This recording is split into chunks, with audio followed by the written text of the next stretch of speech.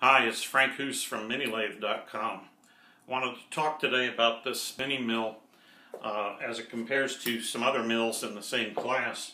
And the mini mills all have one thing in common, which is they have this rack and pinion arrangement where they have a rack gear on the column and the head rides up and down that rack when you turn this hand wheel here. So it operates in that respect something like a drill press, but most drill presses and most mills, instead of moving the entire head up and down, just move the quill or the spindle part in and out. And that gives you a limited range of movement, usually no more than 2.5 to 3.5 inches, depending on the size of the mill.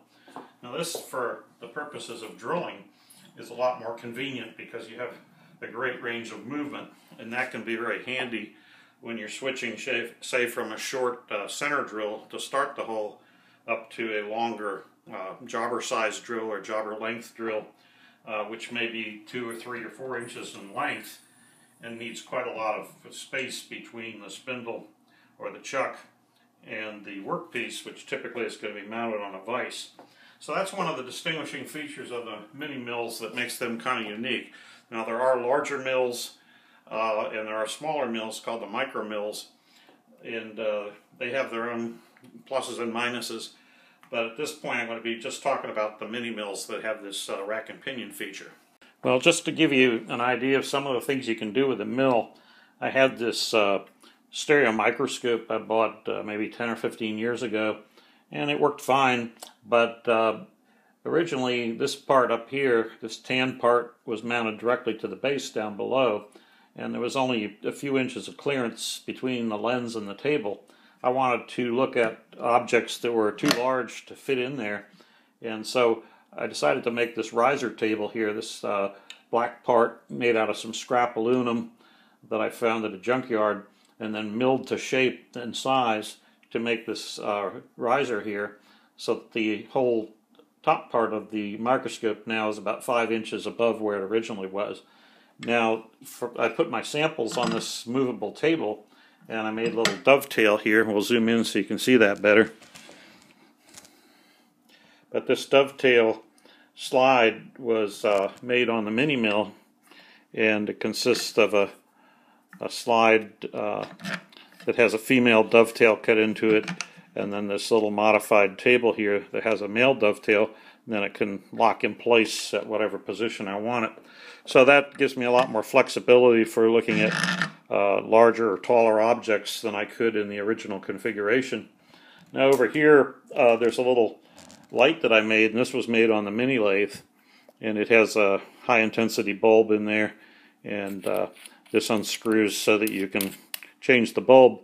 But these are the types of things you make on the lathe, and the difference is they're all basically cylindrical in nature, whereas things you make on the mill tend to be more square or linear or rectangular.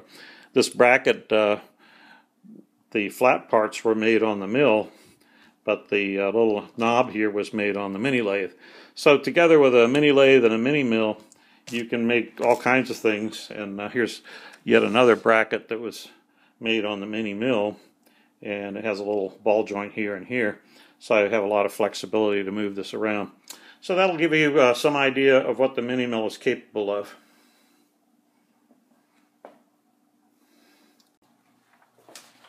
Now, in comparing the mini mills, I pulled up this chart, which you can find on the littlemachineshop.com website, and it compares I guess 5 different or 6 different mini mills.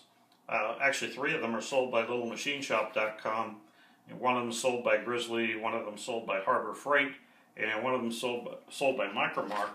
But in fact, they're all manufactured by SIEG in China, and they're rebranded by these other vendors, and each vendor typically has a few features that are unique to their model of that mill, and they have their own color scheme and of course their own corporate branding scheme. So when you look at them in the catalog, they may look a little different. If you compare the specs, you'll find some pretty significant differences.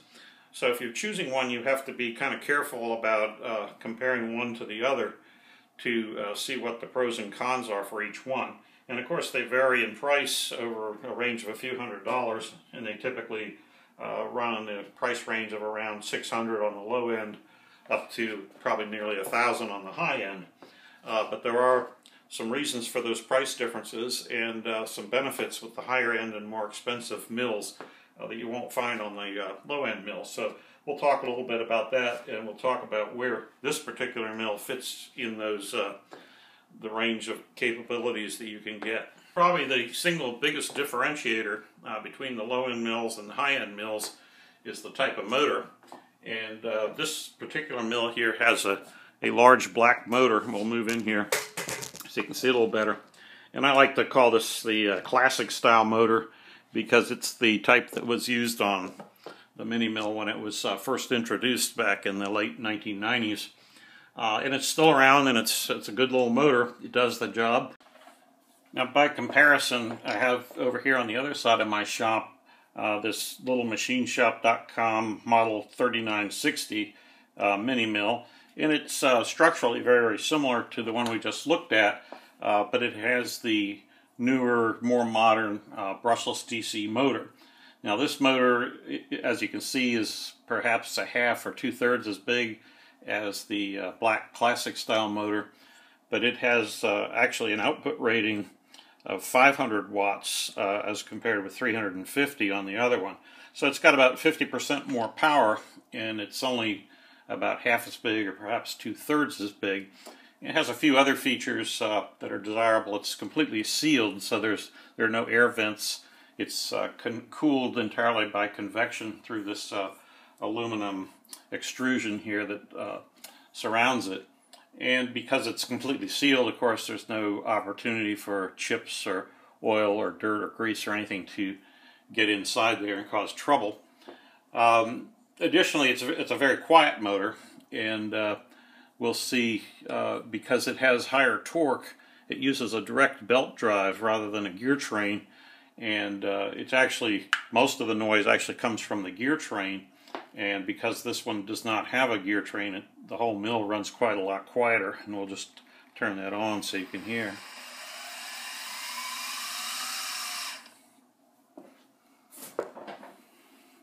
So these were introduced beginning around 2005, 2006 time frame, and they now are available on a whole range of different size mills and lathes manufactured by SIEG.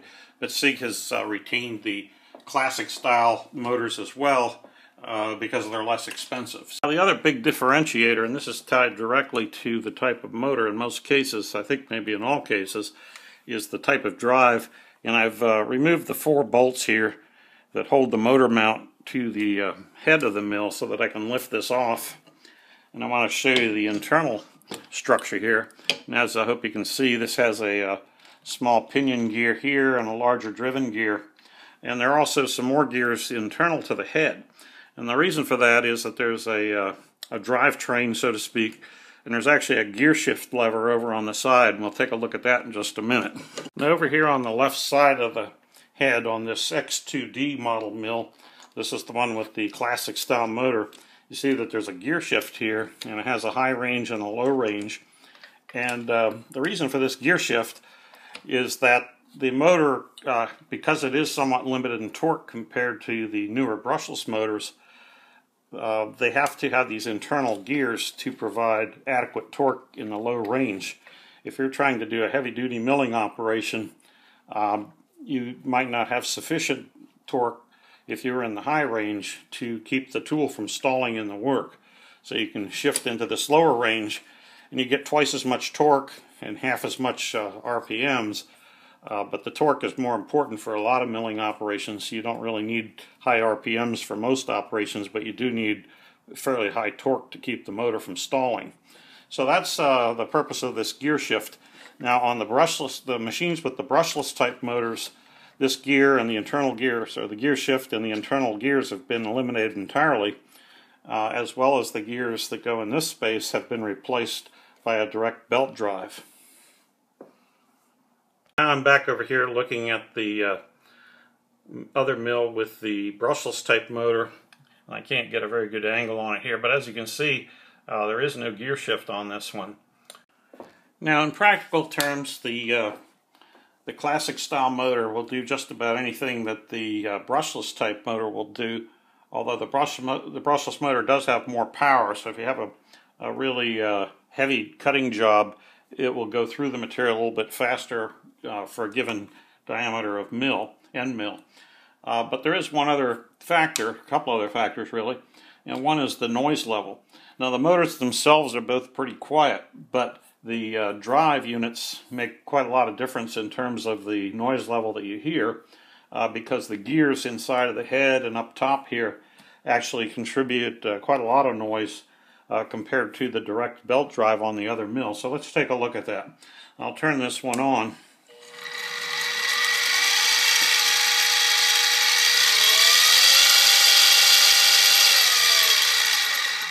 So you can hear there's a fair amount of noise, and if I try to talk over it, you can get some sense that it's actually pretty loud. Now, depending on your installation, I've got this one down low right now so I can look at it conveniently with the camera. In actual operation, you might have it up higher, and that noise will not be quite as, won't perceive to be quite as loud. Let's try it in the high range now just to see how that sounds.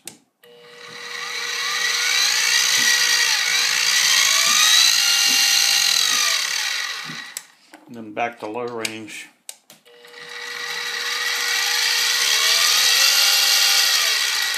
Well, I'm not hearing a lot of difference between high range and low range, but let's now compare that to the belt drive machine.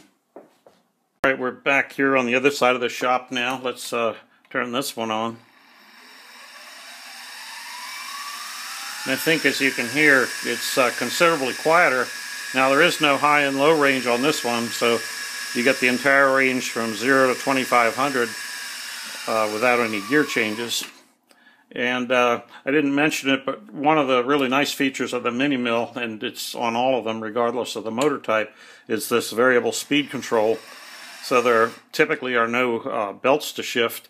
Now on the classic style motor you do have the gear shift back here that you may use, but 90% of the time for milling operations, unless using a very small diameter mill, say smaller than a 1/4 inch in diameter, you're typically going to be staying in the low range and for the benefit of the extra torque that it gives you. Now there is one other important benefit to having the brushless type of motor. Now if we look at the drive unit in here, as I mentioned earlier, the classic style motor has a direct or a gear drive. So you have a gear here that drives this gear, which drives some additional gears with the high-low range that are down inside of the head here. And the potential problem is this. Let's say you're milling along and you forgot to lock the head in position, and due to vibration the mill now shifts downward slightly and causes your cutting tool to dig into the work. Now that can cause the mill to suddenly stop the motor, and the effect of that can be to cause some of these teeth to be sheared off of one or both of these gears that are in the head. In a really bad case, it's also possible to shear off gears that are down inside of there, which is a kind of a substantial repair job. Most of the time when that's happened to me, I would say 90% of the time, it affects these two gears here. And they're not real hard to replace, and they're not real expensive to replace. But when you're in the middle of a job, it's very annoying if that happens to you and all of a sudden now you're dead in the water.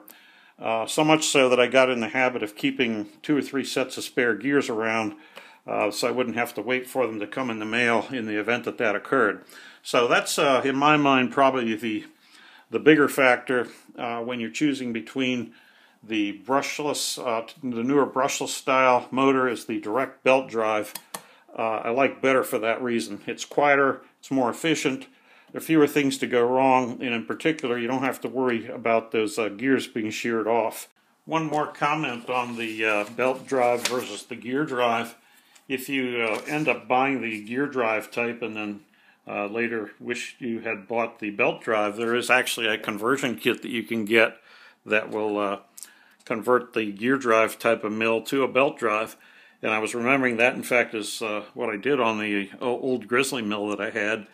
And once you've done that, of course, you no longer have to worry about the gears breaking.